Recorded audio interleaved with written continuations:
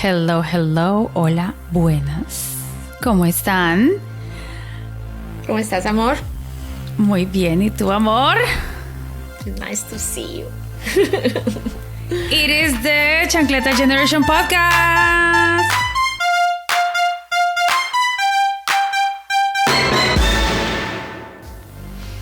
Welcome back, chancleteros. And we're here with part 2 of the topic of Latino entrepreneurship. Yes. And I hope you enjoy this part of the episode and maybe get some insights that are helpful. So, here we go. ¿Qué me dice Ceci? Sí, vamos a seguirlo. Sigue la conversa. Yeah, so 10 years ago, there was the internet, but it really wasn't as robust as it is now. So finding information online was kind of rudimentary, and there wasn't really that much. And so I ended up, as many of you know, I live in Boston. So, Boston is a pretty big city for startups and things like that. So there were like incubators and things like that, but like my business didn't really fit a startup. It's not tech. It's not like a thing that I'm like trying to like do a product, or I don't know. My business didn't fit that. So there was a lot of help for startups, incubators, blah, blah, blah, but none of that was there. There was education. So I ended up just going to like free seminars and things like that. There was no webinars at the time. So I went to like physical seminars, try to learn, many different things and, how to incorporate and try to meet people, try to ask them. And, there's a lot of people trying to take advantage of people that are trying to, start businesses, trying to take their money, and so you got to be wary of that. There was people that told me, oh, maybe the Chamber of Commerce, your local chapter, you can go. It's like, I started finding out that it's just like, you have to have like a minimum amount of revenue to sign up. Maybe it's not the case anymore, but it was like, it was a ridiculous amount. I wasn't even close to that. So I was like, you call that a small business? That's not a small business. Anyway, so that's not where I am. I mean, I was like, what am I then? If that's a small business, then I'm like a microscopic business. I was gonna like a micro business. Yeah, like a nano business. Oh my god. Yeah. So there was, there wasn't that much, and like later on, I found out that I ended up even, giving classes to small business owners, much later about like how to get their brand started, how to do some digital marketing and things like that. Because I didn't have any of that. So I just ended up like just doing it. Because I really, I didn't want other people to be in the same situation that I was. So I bought some books which were okay, but there's like so many schools of thought about entrepreneurship. I remember, I think the best thing that happened to me was like I went to do a pitch to somebody, and I was, doing my pitch and blah, blah. And he asked me more about my business, and he was like, listen, I don't think that we're a good fit. But I see that you're like, you're trying to take your business to, another level and blah, blah. And so let me recommend you this chapter organization that, is for entrepreneurship. And, there's like a whole community there, and they give you education and it's like an accelerator kind of thing. And so I joined it, and that was game changing, okay. And that definitely helped, for me to actually like move the needle. And it's called Entrepreneurs Organization. If anybody knows about it, or is interested, there's chapters everywhere. I'm not in it anymore, but I was in it for about 4 or 5 years, and you found it helpful. I'm still friends with the people in there. It was an amazing community, and it was mostly men, white men, but they never made me feel like I was different. They never made me feel, I was like part of the entrepreneur group, and so so there were mentors in there. It was all men. There was one woman. She was a white woman, but it's a woman. But like it was kind of like because you're paying for the program, there's mentorship, but in like natural mentors in my life, no, hasn't been.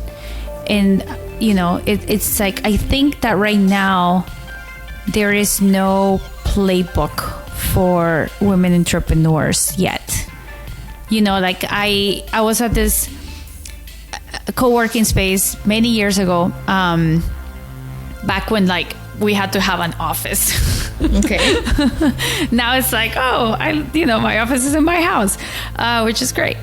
Back when we had to meet in person and blah, blah. So, there was a guy in my office next to me, and he was super sweet. He was like an older guy, and he wanted to be helpful. And so we sat down, and I was like, could you give me some feedback on my pitch? So I was like, pitching to him, and he gave me some feedback, and it was really, it was very well intended. But then as soon as he finished his feedback, I was like, I'm so sorry, but the feedback that you just gave me on what to do really fits well for a man like you. If I ever said that in a board meeting as I'm pitching to people, I think I would have a very, very different response as like if you were saying it. So it feels to me like you're like, we're sort of like still figuring out what works for us as women and as Latinas, in terms of like, how to be business owners, like, like in many other things and many other situations, and like job situations, many women resort to be very masculine and very like, shielded and things like that to sort of make it in the world. And I feel like entrepreneurship is another one in which you're like, well, I have to like build this like thick skin, and I have to be like very, like my presence has to be very strong, and and so you're sort of like, it's very easy to sort of lose yourself in this, like, who am I?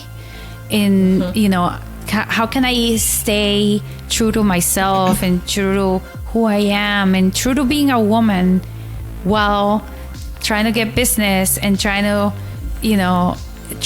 make money, and also try to set prices that are fair for me, without people trying to haggle. Like I would have people haggle my prices all the time. Like, this is not up for haggling. Yeah. If I was a white man, would you haggle with me with prices? Yeah.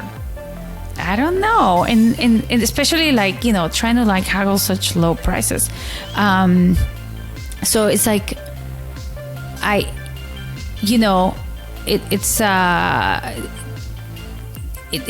think we're still figuring out. I'm still figuring out, what it is to be a woman, and what it is to be a woman, plus the added, trying to like be the business owner and trying to be a boss and trying to, be a client and be, so it's sort of like this, and not having mentors is hard.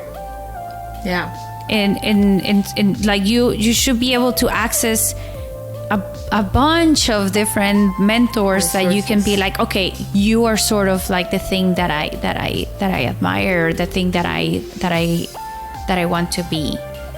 And I don't want to sound terrible, but there's a lot of women out there that are still in that belief of like being very like forceful and I was gonna say, and like, that just doesn't fit my vibe. I was gonna say also, like, I think there is when I hear you talking, obviously I always think like, oh, that's the result of living under patriarchy, and that's the result of living under that's what my mind always goes. So but like I was just also thinking about that feeling that many, that because we operate from scarcity sometimes, not you and I, but like in general society, it's just like a zero-sum game, right? And when people feel like, well, I had to go through this very difficult path, so what makes you believe that what I have learned I am going to give freely? And that's what I think for me, what also always leads me into community, because I think a lot of what I do this with you is because you want to give back. You want to give back to the community. You want to uplift other women. You want to uplift other Latino women. You want to uplift immigrants, other Latinos, other persons who do not identify as, not in different ways. You feel like I've had a lot to give back, and I want my job that to be of service. That's part of some of the reasons why we have these conversations, and saying I felt, and I was also thinking you also operate, in the realm of politics in the United States, and that tends to be very male dominated. I think we've spoken a lot of times about how like women feel like, well, I don't talk about politics, I don't know enough. Like we tend to don't recognize that even we might not understand all the terms of talking about politics, but politics touch every single aspect of our lives, our kids' schools, our healthcare, where we live, where we can work, the benefits we can have, how we can, like policy shapes how these programs that could help or mentor other small entrepreneurs could be funded or available.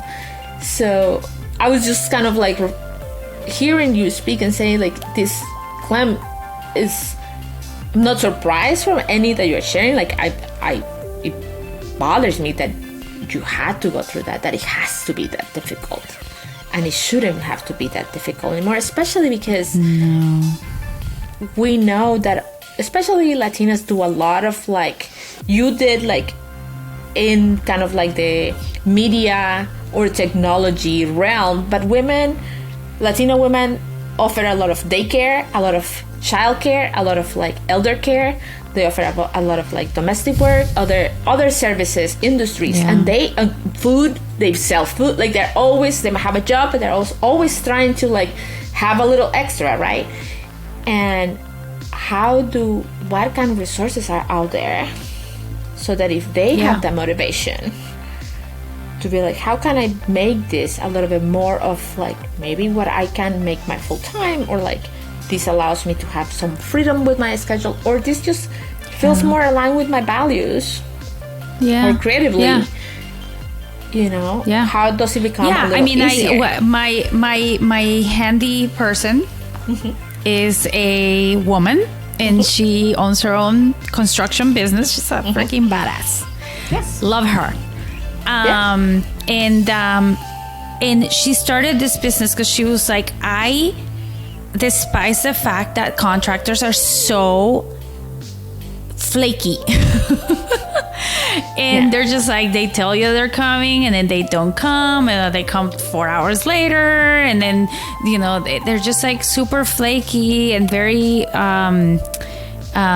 inconsistent, and and she was like, I want to build my business on the fact that I'm reliable. Like, of course a woman would do that. And she is super reliable. She's like, I will be coming on Wednesday at 8 a.m. and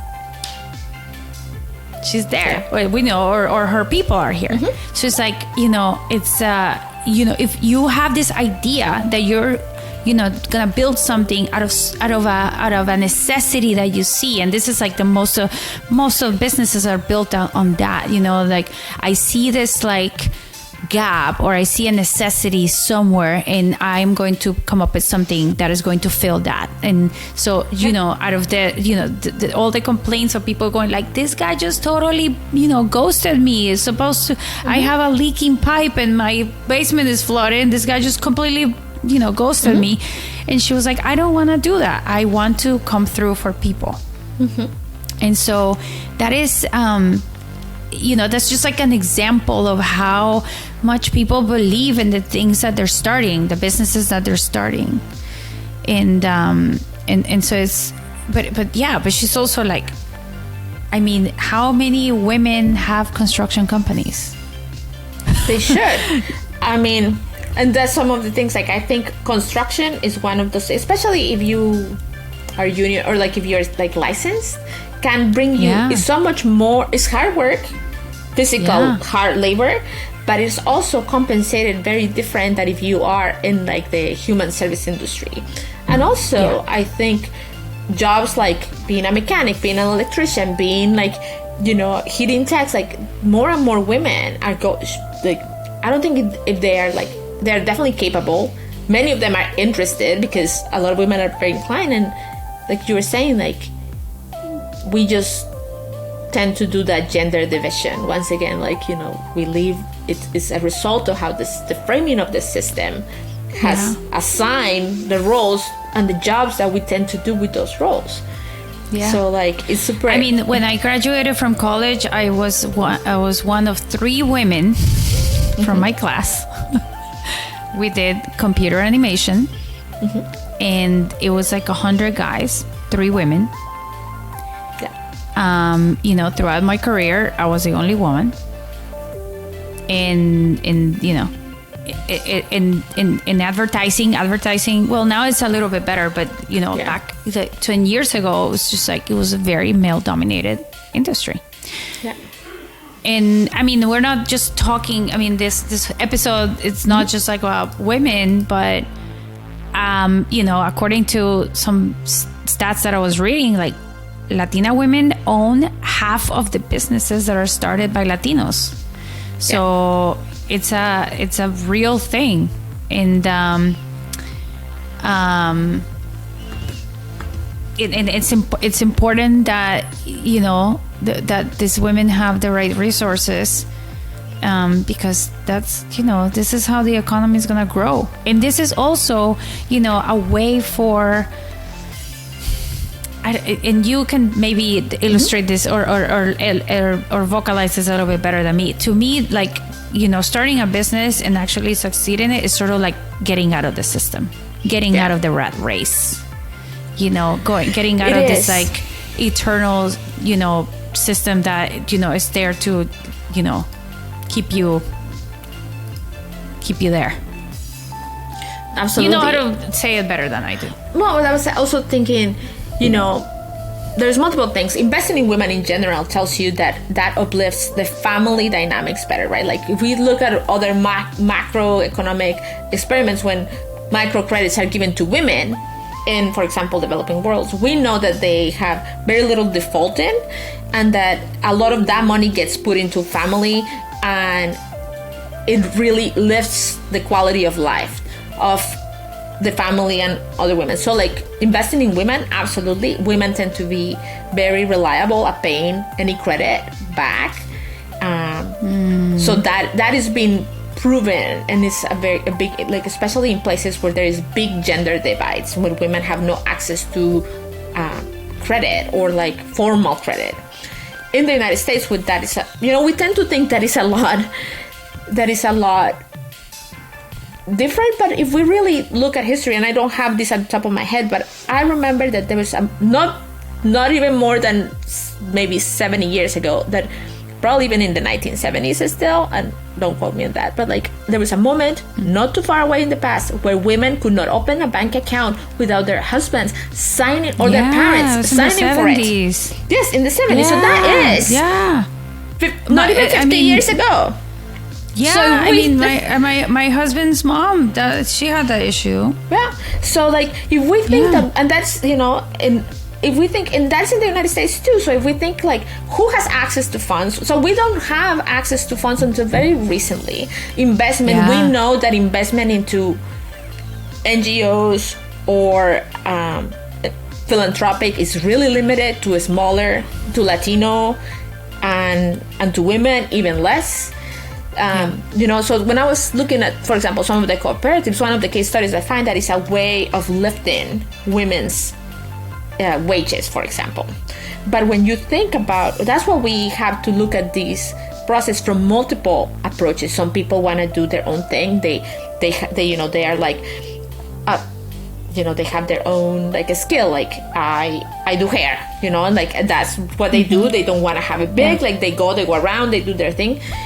They need to have the finances, the financial support that they need so they can run their business until it becomes sustainable. And once you get people to that spot, it only continues to benefit the community. And when women are the ones who get the investment, they pay for their children's, they support their children, they maintain their parents, they give their community. There's a lot more that gets invested back into the community. So investing in women is always a great strategy. Yes. For financial. I mean, I just don't know. I think, and you know, my thinking is like it doesn't happen more because then that means that person has power to choose, power to walk away, power to decide this works for me, this doesn't work for me. And that's exactly how I felt.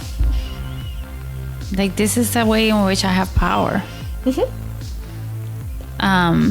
But, you know, speaking of funding, you know, nowadays, like I said, there's government programs. Like President Biden actually implemented, you know, in his economic plan, a lot of loans for small businesses through the Small Businesses. What is that called? The small SBA. Small Business Association? No. Association. I have it somewhere here. I'll figure it out. But it was okay. So the Small Business Administration. Okay. And they have loans that have, you know, really good interest, and I think they're like up to 5 million, and but it's like the people don't know, you know. We've actually made ads about the benefits that the SBA has for small businesses, just because like people don't know. We made them in Spanish, we made them, you know, targeting, you know, Latinos in different states, because like many people just don't know that exists. And nowadays there's like, you know, many, I mean, YouTube videos, you know, many things about starting your own business. So, you know, there's a wealth of information out there, thankfully now, and more is being produced by people of color, and you know, So it's I think it's a little easier. There's also organizations, I don't know, you know, if that exists in every state, but I was actually having a conversation with someone the other day that is a venture capitalist. So they invest a bunch of money, and then whatever money they make is then they then hand off to certain organizations that then give loans to businesses owned by minorities. So they're sort of like venture capitalists for people of color. And so there's a lot more, thankfully, programs and organizations that are working more towards helping minorities specifically.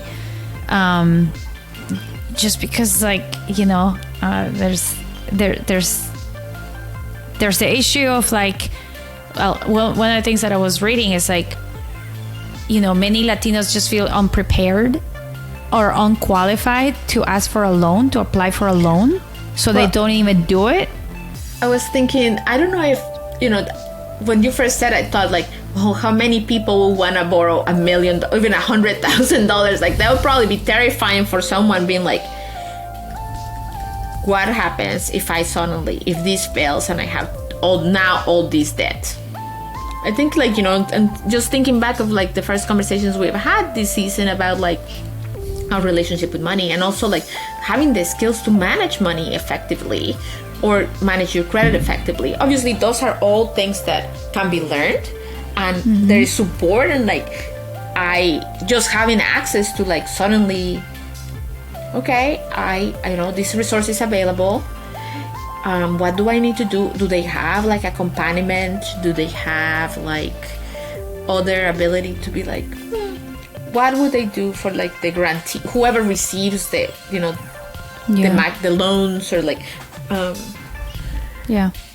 So I think sometimes we do need a little bit of like scaffolding to hold people who usually have not had access to resources and know how to handle them, to suddenly say, okay, this is available for me. What resources, what help, what support do I need, so that I can make sure that this is a successful, you know, endeavor. I fully agree. And it's almost like, you know, like when I said I started my, you know, I went and incorporated myself, and I didn't get like this package like, here's, you know, starting a business 101, or here are the resources that the government has for you, you know, and it's like, here's the loan. Well, here is how, I mean, this is in the interest of everyone. You want that person to pay back. So you don't want that person to default on the loan. So it's like, okay, well, here's your loan, and here's how you're, you know, gonna be able to be set up for success, so you can pay us back. So, you know, it's the percentage of businesses that fail is pretty large, and it's not, I don't think it's just statistics. It's like, you know, part of it could be that, you know, just people didn't have the resources or the knowledge or the support to, you know, to make it succeed. So it's, you know, it's important to give small businesses the support that they need. Yes. Yeah. Because you never know what's gonna come out of it. Sometimes something really awesome could come out of that, and you know, like you've mentioned, you know, people of color, sometimes they start their businesses with community in mind, and so that means, you know, employing more people of color, or like, I know that I know some women that are like moms, or like single moms, and they employ other single moms, or they employ, you know, it's like people with disabilities, or, you know, there's like all this there's this really exciting kinds of mission based or businesses, or just businesses that just want to give back. So then they employ a certain, you know, part of the community that might not be employed normally. So so these are really exciting things that are happening, that, you know, people just really need more help with. Absolutely. Thank you so much. I was definitely thinking about that. I was just like, I feel like small businesses tend to have, they have to hire, you know, we talked a lot about like how corporations have like left the United States and gone somewhere else where they can pay lower wages. Like if you have a small business, most likely you're hiring locally, or like within, you know, if you're like, now you have a lot of remote work, but like I work remotely with people who live in the United States, or who are in their communities, very active in their communities, and we serve a lot of the organizations that we serve are because we are connected to those communities where we are located physically. So you definitely hire locally, and definitely hire people who might not have opportunity or access to work in other settings. Yeah. And now with the remote work being more accepted, you know, you can even reach deeper into, you know, people that live in remote parts of the country where the economy is not as, you know, as advanced as others, or as cities, or like when, you know, certain towns that, you know, may have been dilapidated, you know, because you know, a company went overseas or something. Now these people have the chance to work for smaller businesses remotely that they may have not had access to before. So, there's so many, there's like there's this like little web, like small web of things that are happening that they're not, people only see like the big corporations and the big things that are happening, but the small businesses are like, they're like doing the small things that actually then make a big thing. Absolutely. And so it's really important to support them and to keep them alive and because they are the little engine that could. No, the small businesses are what keep us all fed, and I think locally, and I think is what's also going to help us transition to a more equitable economy. I would say together with some, with co-ops and worker-owns, like, as you say, those are business models that require a different strategy. It definitely has a specific set of values of people who are on them, but there is a lot of them for Latinos, especially in the coasts of the United States, and it's also something that we are used to by cultural tradition from our homes. We do a lot of work collaboratively already in cooperation, so it can happen, but also supporting the small businesses, women-owned businesses, women of color-owned businesses, Latina-owned businesses, keeps the resources in our communities. We reinvest it back. And with that, we end this as usual with the wise words of Ceci. No. Oh my love, no. Thanks so much for sharing. It's wonderful to learn more about your journey, and of course I know how much work you have done to bring your business and your enterprise and your team to a better position every day. So congratulations again, Maura. Thank you. Something to be very proud of. Thank you. It's nice to hear that sometimes. Of course. I'll take it. Maura is something to be very proud of. So congratulations. Yeah, I'm very proud of my baby. It is. It's your brain baby. It's it's all kinds of things, baby. Well, thank you all very much for listening to us. Yeah, there's only one thing that I want to say. If you're an entrepreneur out there and you have gone through a bunch of stuff but learned things, like, please give back. Put a little webinar there, or like do a YouTube video about your journey. I think it will be important for other people to listen to it, because we need more people like us talking about this. We need to see more people that look like us. So important. Let's pay it forward. Even Absolutely. if you didn't get it really well, even if you had to, like, if you didn't have it very easy, just pay it forward. Let's just do it. Yes. And with that, yes. We say so goodbye for today. I hope you liked this episode. We're at Chancleta Generation, except for Twitter, there's Chancleta Gen. And we are on Instagram, Twitter, and TikTok. And if you like this podcast, please share it. If you have a friend that's gonna start a business, please share this it. episode And give us a rating, and tell your friends, and we will see you next week. Yes. Send us your comments, give us a review, and very nice to see you. Chancleteamos la otra semana. Chancleteamos la otra semana, querida. Beso.